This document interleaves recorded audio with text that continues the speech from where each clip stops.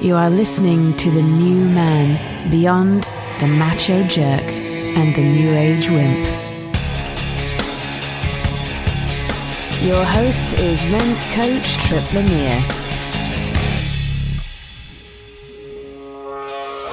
Do you ever say to yourself, why do I keep doing that?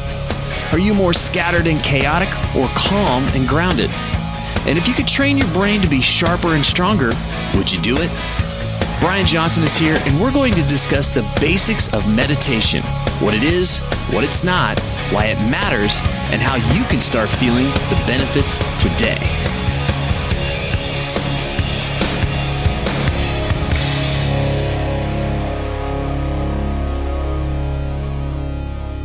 Welcome to the new man. Today, we are talking with Brian Johnson. He's back. You know him, the resident philosopher here, creator of Philosopher's Notes, as well as the Entheos Academy. Welcome back, buddy.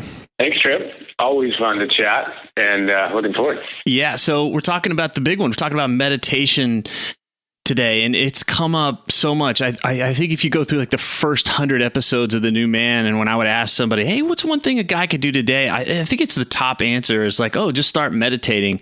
But we haven't actually done a conversation just focused on meditation. And you're a meditator. I meditate.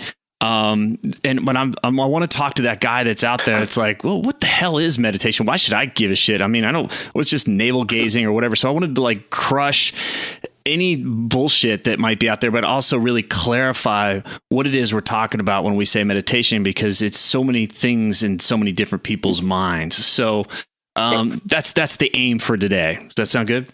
Yep. Yeah, absolutely. Okay. So from your perspective and your own experience, I mean, why should a guy out there care about meditation? What's in it for him? Yep. Well, my first point on that is you got to assume that the guy cares about life. If you care about optimizing life, you know what I mean? I mean, a lot of people, they just don't care that much. I'll go through and I'll watch 3 hours of TV, and I'll keep on eating the food I know doesn't serve me. And, I'll keep on doing the little things or the big things that we know aren't part of our optimal life. And so I think that's the first real question we got to be honest about. How committed are you to actually living a life beyond, our comfort zone and some of the habits that don't serve us? So to me, that's the starting point, because if you're committed to optimizing your life and being a better presence in the people, who are in your lives, from your spouse or your kids or your colleagues or whatever, and just being a better human being, then you got to take meditation seriously. But that's the starting point. Do you care about life enough to do the things that help you? And if you do, then you're going to do things like exercise. If you aren't exercising, then frankly, I'm not sure you're ready for meditation. Like get your exercise on consistently. If you aren't eating pretty well and eliminating the stuff that just doesn't serve you, well, get on that. And then for me, meditation is in that top 3. It just helps us get our physiology right, so that we can then get our minds right and all the other things that go with it. So that's kind of the high level. And then specifically meditation, it gets your mind right. I mean, the reality is that we're an idiot. Whenever we're an idiot, it's pretty much because we don't have control of where our minds are. We can't stop. We can't step in between that stimulus of an irritant and the response of us being a bit of a douche, right? We need to be able to step in between that gap, and meditation helps us do that. It's the number one way to do that, to strengthen the muscles in your mind so you can actually put your attention where you want, when you want. That's why I meditate, and that's what all these great teachers across the last thousands of years literally have pointed to. That's a huge point. So what I'm hearing you say is that something happens, right? Our girlfriend, our wife says something, or the guy in front of us cuts us off, or whatever, right? There's some stimulus, there's something that triggers, and then we have a response. And a lot of times we don't even recognize that there's a gap in between. Like we just either fly off the handle or we repeat the stupid pattern or whatever it is. But meditation, at least at this very simple level, at the most basic level, there's tons of different types of meditations, but it helps us slow time down. It's like the Matrix when, Neo's like watching the bullets go by and everything, but it's training the mind to say, wait a second, what response do I want to make In other words, what responsibility do I want to take in this moment? This thing's happened. Now, what do I want to do about it? And if we don't care and we are checked out, then we miss that opportunity. And usually we say something stupid. We repeat the pattern that keeps us stuck. So meditation is that thing that slows us down and allows us to make a different choice. Is that right? Absolutely, and beautifully said. And we can look at it as, metaphorically speaking, let's go to the gym. If someone cuts you off on the freeway and you can't control yourself to not respond in a negative way, whether it's yelling or even just getting upset at all, it's the equivalent of going to the gym and not being able to curl 5 pounds.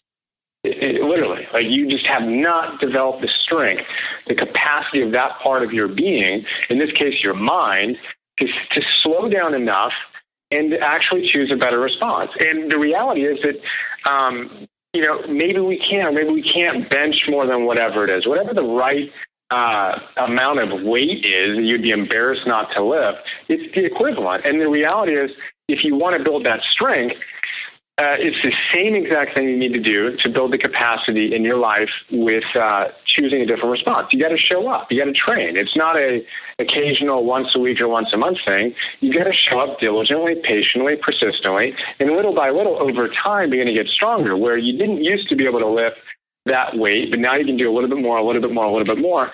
Same thing with meditation. When we show up consistently, we find that we're building strength in the exact same way that we do in the gym, only this translates into not only a better workout, we'll actually work out better, and every other aspect of our lives will improve. So this is big. Yeah, well, it's big because when I talk to people and I'm like, well, have you tried meditation? And they're like, yeah, I tried it, but I couldn't stop emptying my, I still had thoughts and I still or they just have this thing of and it's like, okay, I went to the gym, but I couldn't bench press 200 pounds. It's like, no shit. You have to, it's a practice. Yeah. You have to work up to it, but let's talk about what meditation is not. I just kind of went over a couple, but from your perspective, what is meditation not? Well, I love that line, and you say it so great. And I remember when we talked about this a couple of years ago on a hike out here in California, where that idea. There's this idea that we're going to sit down, and when we really get it, boom, bang! We turn the lights off. Our mind is silent. We start levitating about 6 inches off the ground, and it's just amazing, right? And the reality is, it has nothing to do with that. Your mind will always produce thoughts. The question is, are you going to be able to actually see those thoughts? The teachers would call it, can you witness them? Can you watch those thoughts? And kind of see it as a waterfall of, okay, there go the thoughts, there go the thoughts. And you can see the waterfall rather than being pounded by it. Because the reality is we're constantly just, again, stimulus response. We don't even realize there's a choice point to choose to step into that gap and choose a new response. So meditation is not about stopping all thoughts. It's about being able to observe when thoughts arise and then bring our minds back to, and we can talk about the specific details, the very, very basic things that all meditation practices have in common. And the number one thing is an anchor point. You want to train your mind to focus, develop one pointedness and one point of attention on a particular anchor. That can be your breath. It can be a mantra. It can be a prayer. It can be a number of different things. But the idea is you have an anchor. Thoughts come in inevitably, and we bring our minds back to that anchor point again and again and again. It's the exact same thing of, developing a little more capacity to lift a little bit more weight. But again, we can get into getting ahead of myself. We can get into those details in a second.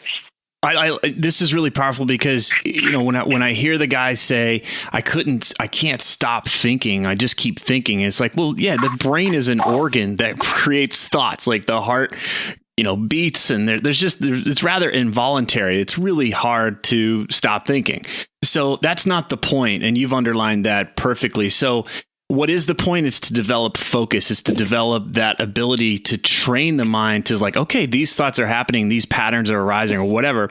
Now I see that I can actually have awareness of what's going on versus being hijacked by it. I'm not just a fish in the tank. I can start to recognize, wait a second, I'm swimming in something. There's an ability to kind of zoom out and see ourselves amidst all the kind of crap and chaos that's happening between our ears. Absolutely. And then it becomes fun. The other thing with meditation that a lot of people think is that it's not for me, it's for, I jokingly say, levitating monks in the Himalayas, like, okay, right. It's just not for me, someone who wants to be fully engaged in life and really feel like I'm part of the world. And that's just all about kind of checking out. And for me, it's the exact opposite. If you want to most fully show up in the world, you need to develop the strength of consciousness so that you can actually be yourself, not your reactive self, but your authentic self. And then meditation becomes a game where, okay, cool, when you sit, can you, whatever mode you choose to do, can you bring your attention to that and get a little bit better each time, and then accept, your mind going off and bringing it back, knowing that as you do that over the long run, your life will transform. This has absolutely been the number one thing that I've done in my life. I've done, as you know, and as we've both done, so many different things, but this is the number one thing. I haven't missed a day. In August, it'll be 4 years. So, that's every single day showing up and sitting and doing the meditation. It becomes fun. I mean, you couldn't pay me to miss a day now. And I know that each of those little drops of water that I'm putting in day in and day out is transforming me very subtly, but over the long run, allowing me to develop the capacity to choose where I want to put my mind when I want to put it there. Okay. So we just keep coming back to, this is not some woo-woo new age, navel gazing, I'm checking out, I'm actually not participating in life. That's putting that aside. And this is kind of the way you describe it. It's got more of this kind of like strength training for the mind, focus training for the mind. You just talked about being, 4 years. It's amazing. How did you get in? What was life like before meditation? How'd you get into it? What's your story with it?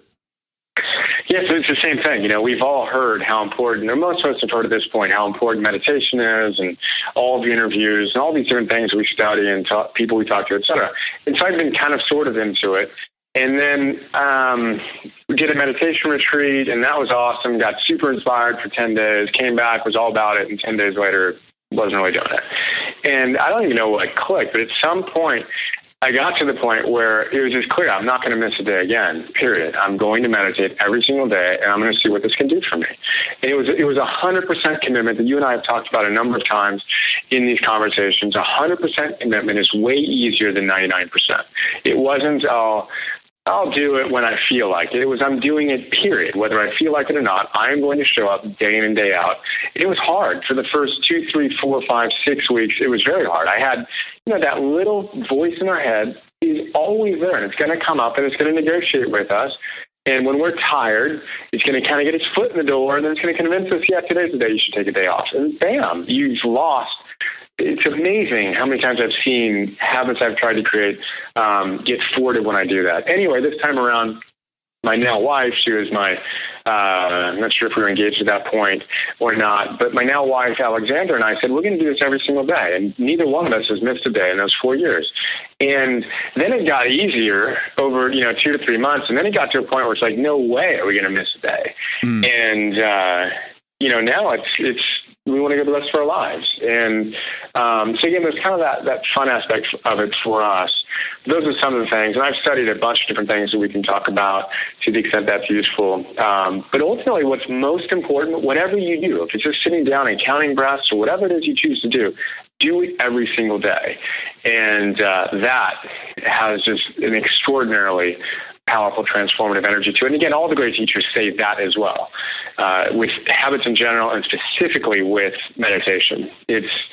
I look at it as like brushing my teeth. I don't miss days of brushing my teeth. And if I do, I know there's like a sense feeling on my teeth. Well, now there would be a sense feeling in my mind and my consciousness if I'm missing something that's important to me. And I'll just take a really quick tangent on that too. Another one of the teachers says, when you think about how you're doing it, don't judge your meditation. Approach it like brushing your teeth. No one is like brushing their teeth saying, wait, did I get that tooth just right? Let me make sure. Oh, wait, how was that? They just brush their teeth. We just brush our teeth. It's not a big deal. When a doctor gives you a pill you need to take, you don't like sit there and make sure you put it on your tongue in the precise place. You take the pill. And this guy says, approach meditation the same way. Just do it. Just sit down and do it. And over time, you're going to get the results. And the reality is that the meditations that you think are the worst are actually the best. If your mind is popcorn and you just cannot get it to slow down at all, you did a little bit to help. You did a little bit of cleaning, and you're a lot better off than you would have been had you not taken those 12, 15, 20 minutes, whatever it is that you do, to actually let those thoughts kind of bubble up and witness them and kind of let them go. So I said a lot there. I'll let you see how we want to unpack that. But well, I like that last part too of just there's this kind of yin yang here of what you talk about with this consistency and being tenacious with that, but then also relaxed, that the practice itself is very relaxed. The expectations of the practice are relaxed. And I think that's where guys get hung up if they're starting a practice that I'm not doing it right. I'm not doing it good enough. Screw it. I'm out of here. And it's just, no. Just show up. And then whatever happens, because there's days, even though I've been meditating over 10 years now, there'll be days in a 30-minute period I can only remember actually, focusing on 3 breaths. My brain was just gone. It was apeshit. It was just like, wow, there was just a storm that day. So it's not about the performance aspect of it. It's just merely, hey, you're doing it, you're showing up, and you're doing it, and you're keeping it going. But let's talk about what actually happens to the brain. I know there's more studies that are going on. And so what's actually happening to the brain when someone is just doing like a focus meditation? What's happening? Yep. Yeah, great question. And there's so much going on within the brain and within our overall being. So, I think we've talked about the idea, and I'm sure that most listeners are familiar with the idea of neuroplasticity, the idea that your brain is plastic, meaning you can reshape it. And literally every thought we have, everything that we're doing is shaping our brains dynamically. And meditation, in the process of slowing down our brain, does some significant things. It changes our neural patterns, and we basically, that whole stimulus response thing, well, you have grooved patterns that, when certain things happen, certain neurons in your brain fire, and then it goes down to other things that normally happen. Those fire, and it leads to the normal response. When you start changing your behaviors, you literally start turning off some of those hot spots, and you can actually more easily choose different ways of being. And then you groove in new response patterns, and your brain literally changes, kind of like digging a groove or actually, did we ever talk about skiing down the mountain? Yeah, I think we have, but bring it up again. That's a good point. Like you start to create tracks as you go down the hill. Yeah. I mean, so just really simply and quickly, the idea is, you go sledding one day and you go up to the top of the hill and you go down, and you created, it was a fresh white mountain, no one had been on it yet. You go down with your sled and you got a little groove in there. You go up again and you do it again. And this time you wind up kind of getting in that same groove. You keep on doing it. And by the end of the day, you've actually got a groove that your sled is essentially going down this particular path each time you come down. And our lives are exactly the same way. If we consistently do the same things, we're going to consistently do the same things. And if we consistently respond in a certain way, that's just how we are. That's how our brains are wired. But the cool thing is that we can change all that. And again, meditation is a great way to do that. And we're literally doing that each time we sit down. The other thing that happens that's really important to talk about, another primary reason why I meditate, is you're also changing your overall physiology. So a great researcher at Harvard named Herbert Benson talks about this, and he talks about the fact that you're eliciting what he calls the relaxation response. Most of us spend most of our time in the fight or flight response. We're dealing with life, which tends to be stressful, and we never really shut that off. Well, running our system on that all the time is incredibly wearing on our bodies, and it's disease promoting and just drives us down. And we want to be able to step out of that fight or flight and elicit what he's called the relaxation response. When you do that, you're queuing up all of your healthy immune system responses and really rebuilding your body. So in addition to strengthening your mind, when you sit down and you breathe deeply and you focus on your anchor, you're eliciting the relaxation response. And he's proven that not only changes your physiology in the moment, and not only does it rewire your brain, but it also changes your underlying genetic expression. So there's another whole new field called epigenetics. Your genes aren't fixed. every single thing you do is changing your gene's expression, either for the positive or for the negative. And he's done extraordinary research, scientifically proving that in as little as 8 weeks of 12 to 15 minutes of daily meditation, you can change an extraordinary number of genes to the more healthful expression. And that's just mind-boggling. And all of the positive ramifications that come out of that are significant. That is big. You know, on one level, it's not just, well, is this really working or not? Now there's data that says, no, the brain is changing. As an organ, it's changing. This practice actually changes the organ. Just like doing reps of, curls is going to change your arm. And then also just that shift from that kind of more primal brain state of fight or flight, which how often are we really in danger in our lives? But that's where we're making a lot of decisions. So meditation is going to help us to a higher level in a more relaxed state. And then we can govern our lives from that place versus this kind of like, do I need to kill something or fight something off? That's a terrible way to create life. So, all right. That's really motivating to me, is like, oh, wow, man, just thinking of that just gives me a lot more motivation to stay at it too. The other thing that meditation does, it's the number one way to build your willpower. So if you actually want to build your willpower and be able to have the self-mastery to get the things done you want to get done, again, Stanford scientists tell us, meditate. It's extraordinary. I mean, when I got into willpower that we've talked about over the last several months and started reading this research, it's amazing. The number one recommended practice is meditation. Again, if you want to get yourself to do what you need to do, you need to be able to put your mind where you want it, when you want it. So I just wanted to highlight that as well. If that's another huge thing that we can build when we do that. Great. I mean, willpower to me is like, yeah, what's that response that, okay, the going's tough. I need to really sack up here and, dig deep. So what you're saying, when it's time to dig deep, meditation is the training that we go through, and that gives us a greater strength there. So, all right, Check that one off. Yep. Right on. Binaural beats, you got Daily Mojo. There's people that use things, Holosync, Hemisync. There's what is that? When you're putting headphones on your head, am I just listening to some rain? I'm acting like I don't know, but like I'm listening to rain and bells and shit, or what's really happening in the brain? So we use Holosync for the first 2 years, I think, of our meditation, and then we developed something called Blissitations and Daily Mojo. But the basic idea of any of these different products that use binaural beats is helping your brain get into a more meditative state. So there are different states your brain can be in. There's beta, which is what we're in right now. There's alpha, which is more relaxed and mellow. Then there's theta, which is even more relaxed. Then there's delta, which is where you are when you're in deep dreamless sleep. We can go into details on that, but that's the basic idea.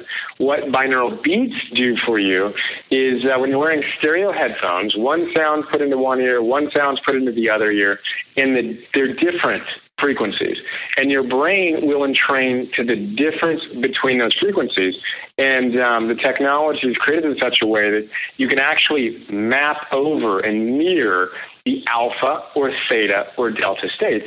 And your brain, magically enough, will entrain to these states. And again, it's easy to over-promote this stuff and over-market it, but there's also great research that proves that it, in fact, does do this stuff, which helps you drop into a more deep meditative state. And it's something that I've gotten a lot out of, and that we really dig, and we've integrated into a lot of the stuff that we do.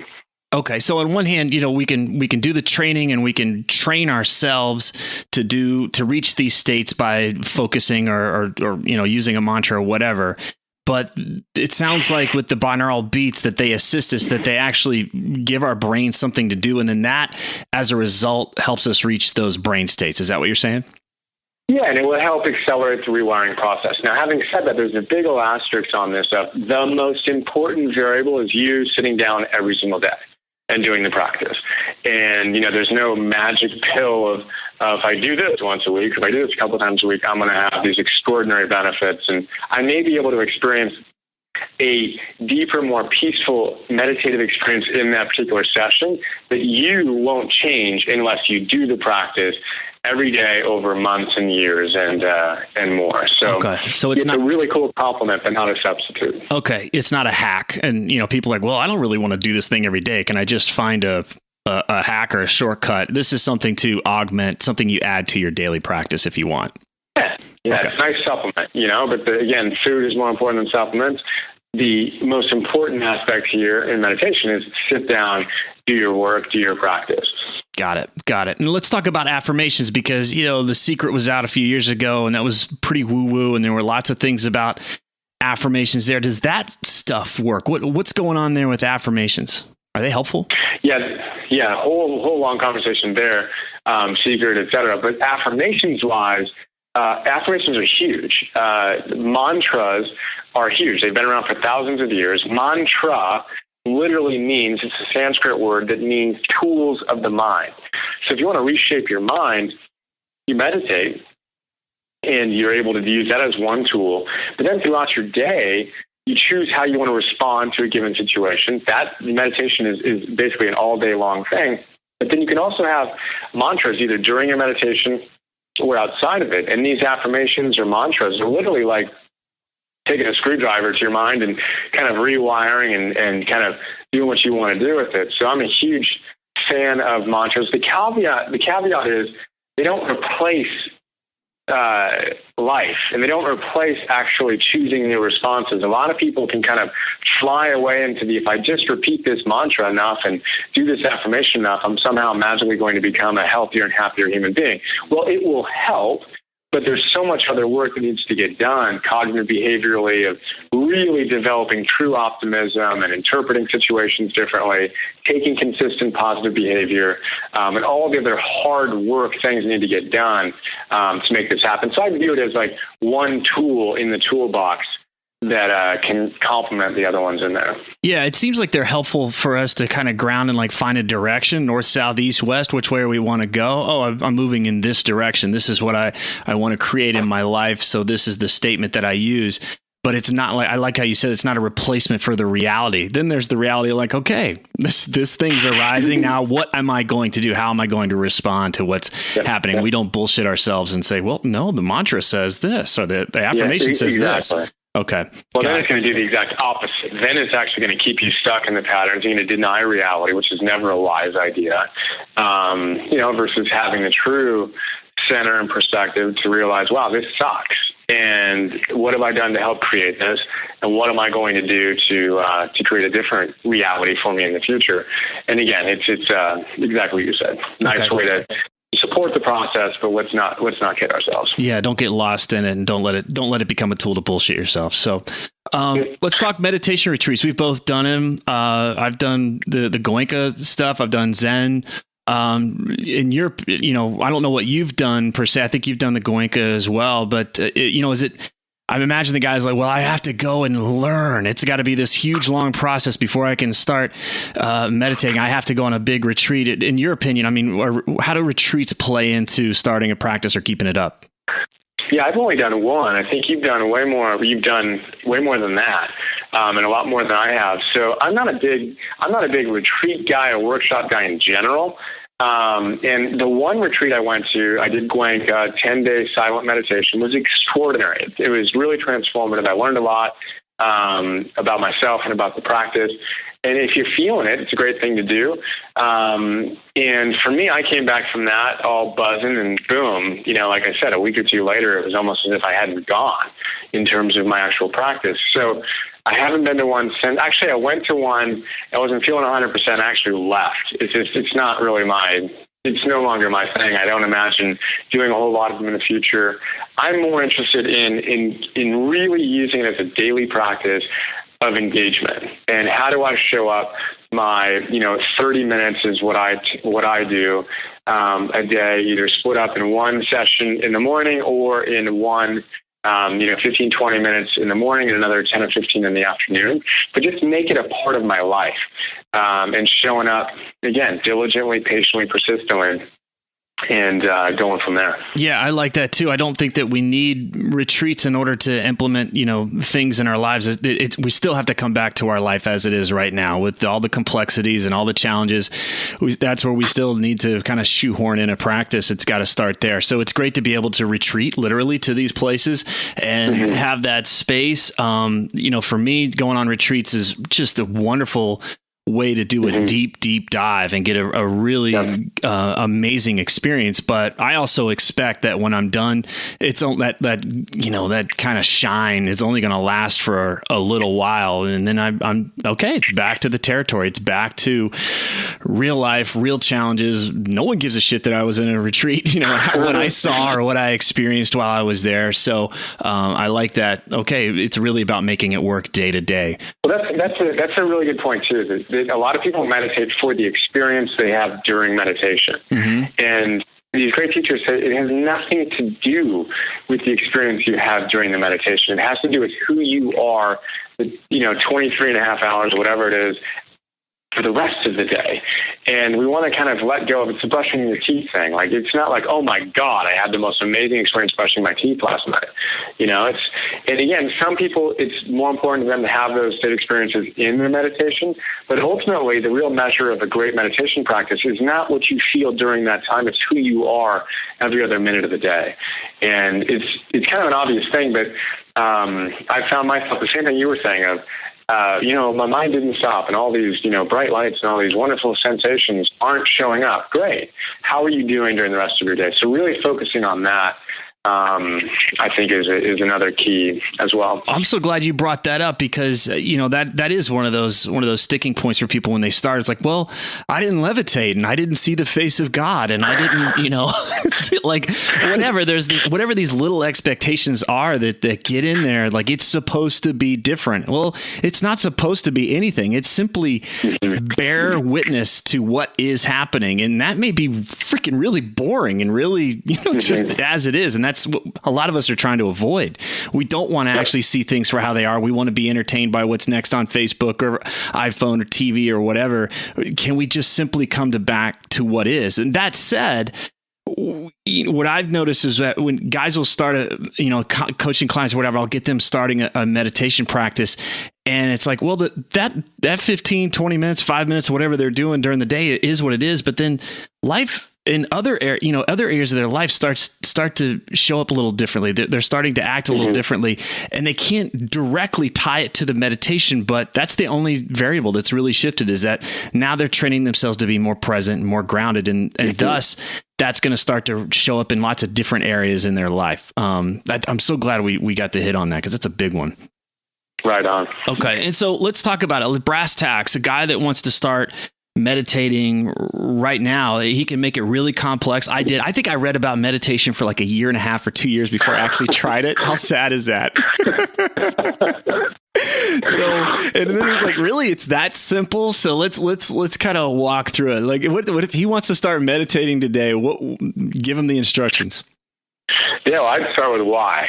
I would start with why do you want to meditate, and get really, really clear on why. I mean, everything starts with why, right? What are the reasons motivating you to make whatever commitment you're going to make? What's this in service of, right? What's this in service of? Yeah, I mean, for me, I want to show up and be a great husband and a great soon-to-be father and a great, leader for our business and creator, and hopefully share my gifts with the world. These are important things for me. And with those whys in place, I can look at the things I do in my life, including meditation, from that perspective. So I think starting with why is important, and it doesn't need to be complex, but just check in on that and reaffirm your commitment to optimizing your life and seeing it as a key component to that. And then with that commitment and that purpose and that why, then I would strongly encourage you to set a minimum number of minutes you're going to meditate. Research tells us 12 to 15 minutes. It's not that much time, but we do need that much time. And if you do it that much day in and day out, again, research says over as short as 8 weeks, you can change the expression of hundreds of your genes. So I would set that as a standard, 12 to 15 minutes a day. And it's not, I find it, and both the research and the great teachers over the last X thousands of years have said, make it every day. Ideally, choose the same time. And again, these teachers would say early in the morning is going to tend to be best. And make 100% commitment to it. And you're going to get up. And again, in your ideal world, and this doesn't happen for me, I'm far from this. It's funny, my AM meditation especially over the last several weeks, has recurred humorously at 2 p.m. Like, really? It's a great AM meditation. But it gets done. It is, right? Life happens, and, but we show up. So there's kind of that ideal of, okay, I'd love to maybe get up 10 minutes earlier and meditate for 12 to 15 minutes before life begins, and I'm going to do that. I'm going to go for it. And on the days when it slips, and if it's 11:40 and you haven't meditated, meditate. Get your 12 to 15 minutes in out of principle and out of commitment to yourself, and see how many of those days you can string together. And again, make it fun, make it a game. And those are some general things that I would consider from a very high level. Okay. And then the actual practice, what I recommend is just sitting down, all distractions gone. You don't have to, I don't want you to worry about, well, if I sat enough or whatever, set an alarm. I use the phone. It's fine. Just set a little alarm. Okay. I'm doing it for 15 minutes. And then that commitment of like, I'm not getting up unless the fire trucks show up, right? There's just no talking ourselves out of it, that I'm just going to sit here. And then it really is, what I like to recommend is just pay attention to your breath, more likely the sensations of what it feels like to breathe. And that becomes your anchor. Like what Brian said, that when your brain gets hijacked, and it'll get hijacked very quickly. Those thoughts will come in, your fantasies will come in, thinking about the past, thinking about the future. Am I doing it right? Whatever. Oh, shit. Back to the breath. And that's the practice. You just come back over and over. You fall off, you get back on. You fall off, you get back on. But you know what to come back to. That's the commitment. Where's my breath? What's the sensation of my breath, either in my chest, my belly, or in my nose? I'll throw it to you. What would you add to that? Yeah, that's great. So then pick your anchor. And I like my breath as well. You can also, if you want a mantra, you can do that. If you have a certain prayer that motivates you, do that prayer again and again and again, and see how many times you can do that. Pick your anchor. You've got your anchor, and you're getting out of your normal thoughts. And then the Harvard guy, he has 3 things. He says, 1, you need to break the attention, or the pattern rather, of your everyday thoughts through focusing on your breath or your mantra, your prayer, whatever, your anchor. And then 2, he says, you need to accept your mind wandering, just like you were going off on so beautifully before. You've got to accept it. And he says that's the most commonly asked question. My mind keeps on going. What do I do? And he says, accept it. And he says, say, oh, well, have a passive accepting attitude to it, and then bring your mind back to your anchor again and again and again. And then the third thing he has, and he only has 3 things: breaking the pattern of everyday thoughts with the anchor, 2, accept your mind wandering, passive attitude, and then 3, sufficient time, 12 to 15 minutes. That's it. I mean, you don't need an outfit. You don't need to put your robes on, grow your hair out. No patchouli oils, no incense, no ringing bells. Just bare bones, sitting on your ass and doing the work. So yeah, when I first did it, I literally could not sit on my ass. I was at a Zen place in Santa Monica, and I think I used every cushion in the place. I was in triathlon at the time, and I literally could not. I mean, it was pretty funny.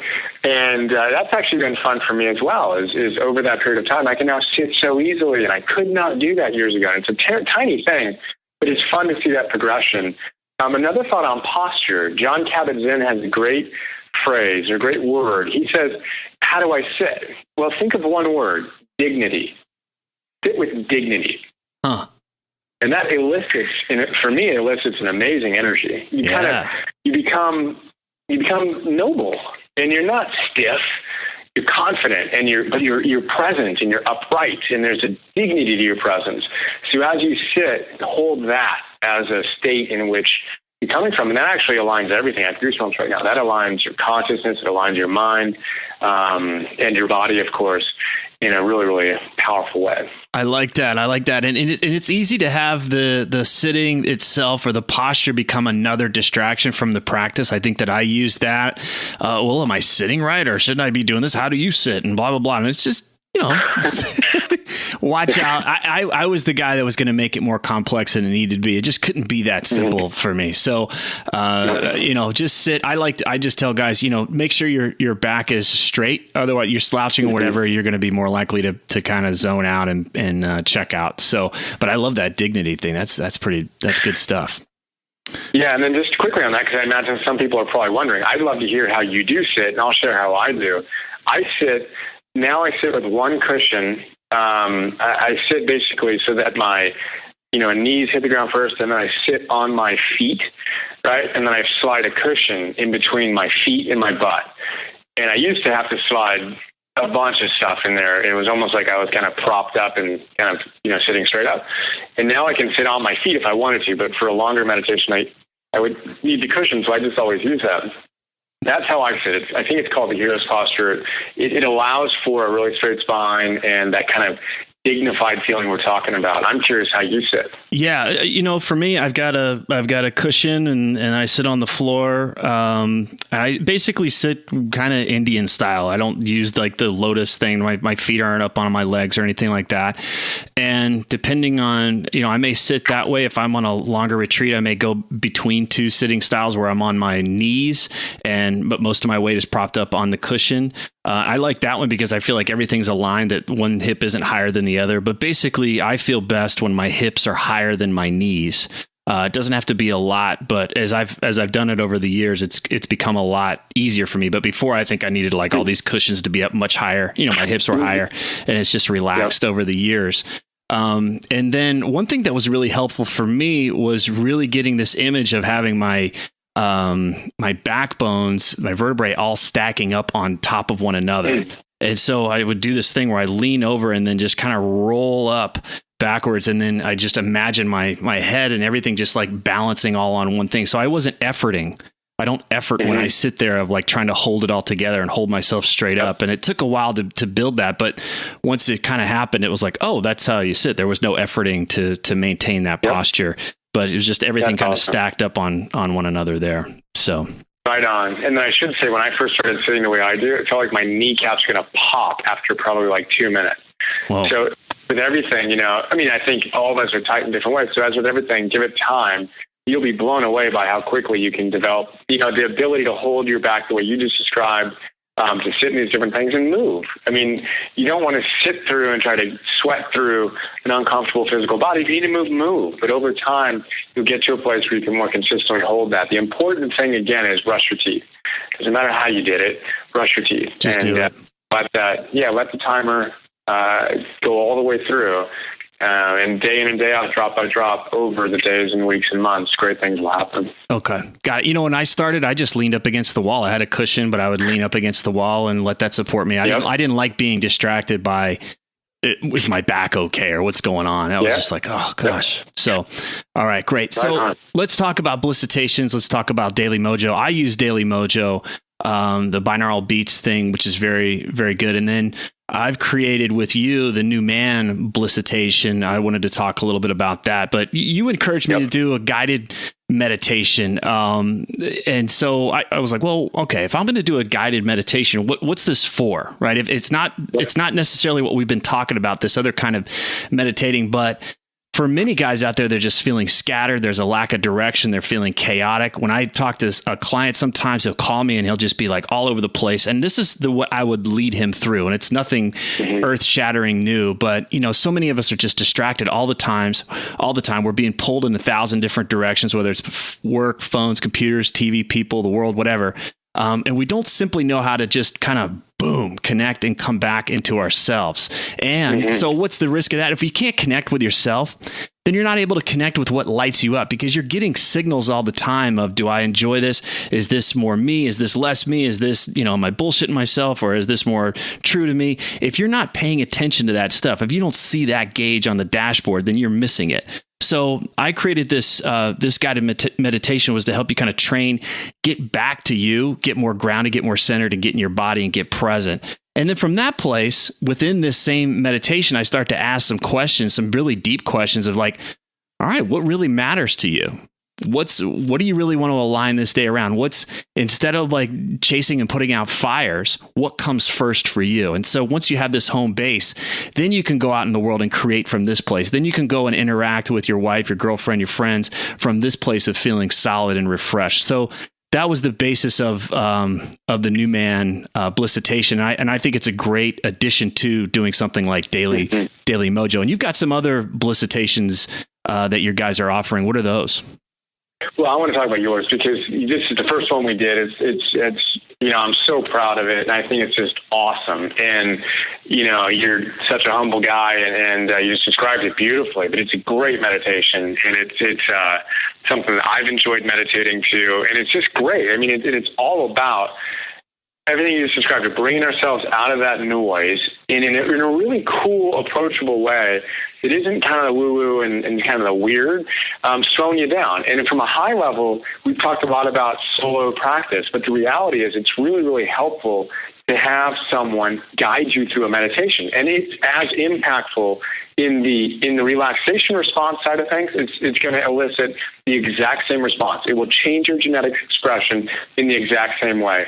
And it will also help you strengthen your focus by paying attention to the meditation rather than wandering. It won't be quite as strength training. It's kind of like doing pull-ups with a bit of an assistance.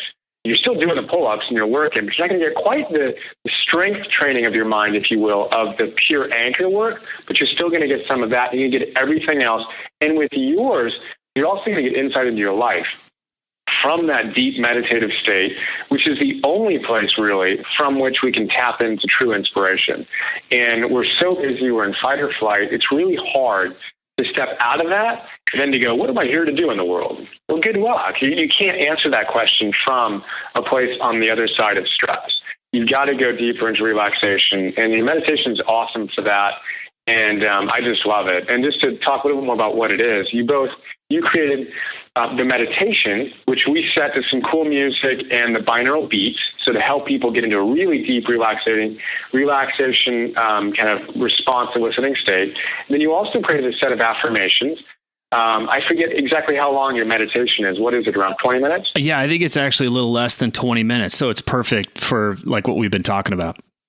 Yeah, and then your affirmations are even briefer. So if you only have a few minutes and you want to just kind of get a quick recharge, we've got a track on the album where they can listen to you, same soothing sounds, same binaural beats to help you and train into a meditative state, and just you, in a cool way, hey, think about these things, just kind of soak your mind in some good vibes and good thoughts, and that's awesome. And then we have the third track, which is your guided meditation, subliminally underlaid over 30 minutes of just the soothing sounds and the binaural beats, which is pretty awesome. So if you just want to go, you don't want to do the guided, you just want to kind of relax and use that, you can do that as well. And then you also have, you take some time to talk about some of your best practices and stuff like that. So I'm really proud of it, and it's something that I think is going to help. I hope it's going to help so many men really both make meditation a part of their lives and also tap into all the best stuff that you know, wisdom-wise, on becoming the new man. So thanks. Again, I'm thrilled to be partnering with you on this, and appreciate everything you did for it. Well, I appreciate it because it was edgy for me. I'm not used to guided meditations, but when I have participated in them, I always felt like I got a much deeper thing because my brain was listening. My brain was tracking what was being said. So there was this, like my monkey mind, the guy that wants to think and do all that kind of stuff, it was on track with, the practice Yep. as well. So I think I actually had deeper meditations when someone was guiding me. But then I just, to be honest, like I was a little fearful of doing this. Like, it's like, okay, now you're going to do this, meditation kind of like, it was going to like, I'm not some guru or anything like that. And, so it was like, all right, what would be just really practical, really useful, no bullshit, no, twinkly stuff, crystals and patchouli oils. Like, what's really just going to be really helpful no matter what would I want to listen to that was going to just kind of give me that kind of chiropractic adjustment and get me straight to go through the day. And that's what this is really about. Yeah, and that was the standard. I mean, it's an edge I haven't passed through. I haven't done my own because for me, it's the put on the meditation voice. That's a tough thing to do. And you did it well. Like, it's, what we wanted to create is something that we'd actually want to meditate to. And, us and John and our team, we love it. And that's something that's cool. And I think you pulled that off really, really well. So cool. High five. All right. Thanks, buddy. It's still edgy for me, man. So, all right. So if you want to check it out, here's the URL. It's thenewmanmeditation.com. Really simple. thenewmanmeditation.com.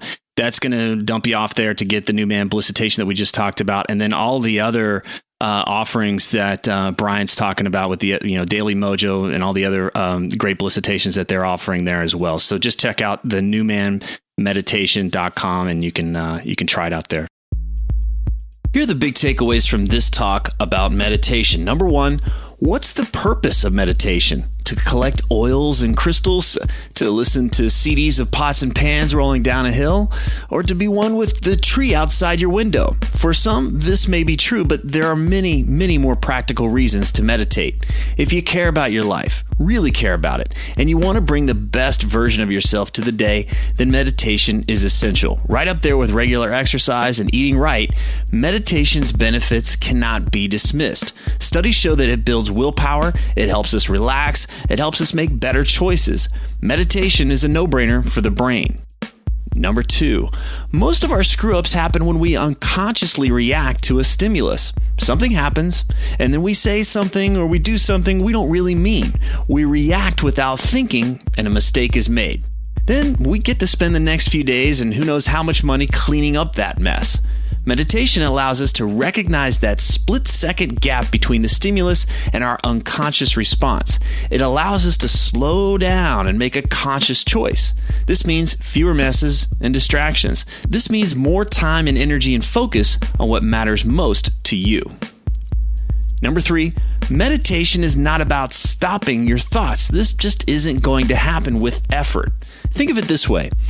Imagine an aquarium that's all murky with silt. You can't even see through the water. Now, using only one hand, how would you get the silt to fall to the bottom? If you're smart, you'd put that hand in your pocket and simply watch the silt fall on its own. Using your hand, in other words, using effort, just simply stirs it up more. It makes more of a mess. So the point here is to simply learn how to watch that waterfall of thoughts that are happening inside your head instead of getting lost in them. The intention here is to just witness, just observe. Over time, this ability to focus and observe will have a tremendous effect. Number four, regardless of what type of anchor you pick, a mantra, the sensations in your body, your breath, counting breaths, whatever, your mind will be hijacked over and over and over again, so plan on it. There's much to be gained by simply recognizing that you've been hijacked. Just say, oh well, and come back to your anchor. Down the road, you'll begin to recognize when you've been checked out in your daily life, and you'll be able to pull yourself back in. Like strength training for the mind, meditation strengthens our ability to put our mind where we want, when we want. Number five, let go of any expectations about how meditation should feel or should be. Simply doing it is more important than performance or quality. Some days may be crystal clear, and some days are hurricanes. One day you may have a life-changing insight, and another may be a train wreck. Oh well. What matters is that you show up diligently and persistently. Remember, meditation isn't about performance. You won't get a black belt for your time on the cushion. So keep it simple. Just do it. Number six, meditating 12 minutes a day for 8 weeks has been shown to literally change the brain. It's called neuroplasticity. Like a sled down a mountain after a fresh snow, you can create desirable grooves or undesirable grooves in your thinking and decision making. Desirable grooves lead to desirable actions. By triggering the relaxation response with meditation, we're operating from a higher level. We can make decisions based on what we really want instead of what we fear. And number seven, you don't need to go on a retreat or wear robes or chant or burn incense or shave your head or anything like that to start meditating. You don't need any special equipment. You just need a private space, a timer, and a comfortable way to sit up straight. There's no need to make it more complicated than it is. That said, I found that by using a good set of headphones and a binaural beat recording like the one in the New Man Meditation, I can meditate in my home with a noisy toddler down the hall or on a plane or wherever I can simply sit and close my eyes. It opens up the possibility to meditate where I normally wouldn't. My man, this was a good one. I'm embarrassed that it's taken us this long to have this conversation with how important this topic is, but I'm so glad that you came today and we really dove in deep. Yeah, this was a lot of fun. I feel like this is one of the best ones. It's just super fun, super powerful, and I just love the energy you bring to it, just making it fun and making it real. So thanks for the invitation, and I look forward to the next chat. There's so much more to The New Man than these interviews, so visit thenewmanpodcast.com and join the mailing list so you never miss another update. Thanks for listening.